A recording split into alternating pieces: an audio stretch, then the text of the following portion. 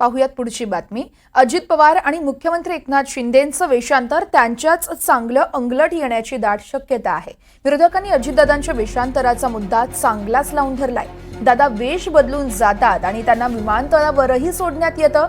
हा म्हणजे राष्ट्रीय सुरक्षेशी खेळ झालाय असं तर दहशतवादी देखील शिरू शकतात अशा शब्दात संजय राऊतांनी हल्लाबोल केलाय। तर दुसरीकडे अजित पवार राज्याचे विरोधी पक्षनेते असताना अमित शहांना भेटत होते। दादांचं वागणं म्हणजे त्या पदाचा अपमान आहे अशी टीका सुप्रिया सुळेंनी केली आहे।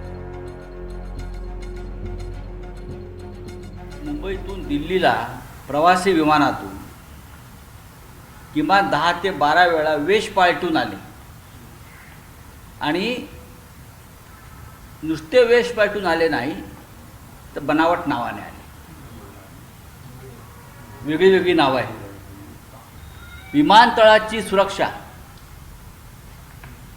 ही किती खोखली आहे, ढिली आहे की कोणताही माणूस बनावट नावानं वेश पालटून आपल्या स्वार्थासाठी मुंबई आणि दिल्लीसारख्या राजधानीतल्या विमानतळावर घुसू शकतो आणि त्याच अवस्थेत तो या देशाच्या गृहमंत्र्यांना जाऊन भेटतो। याचा अर्थ या राष्ट्रीय सुरक्षेशी जो खेळ झाला या एक तर तुम्ही एलओपी होता, एलओपी असताना तुम्ही अमित शहांना का भेटत होता ते पण तुम्हीच कबूल करता की तुम्ही चोरून भेटत होता। म्हणजे तुम्ही लीडर ऑफ ऑपोजिशन असताना महाराष्ट्राला कॉम्प्रोमाइज करत होता। एकीकडे तुम्ही भारतीय जनता पक्षाचा विरोध करत होता आणि दुसरीकडे तुम्ही अमित शहांची बॅकडोर गोष्टी करत होता। म्हणजे तो लीडर ऑफ ऑपोजिशन त्या पदाचा आणि महाराष्ट्राची तुम्ही बेईमानी केली असा त्याचा थोडक्यात अर्थ होतो।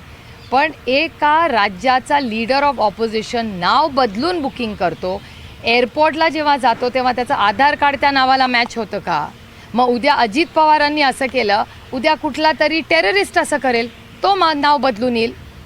याची जबाबदारी कोण घेणार? It is a national security issue. Mumbai आणि दिल्ली एअरपोर्टची चौकशी झाली पाहिजे।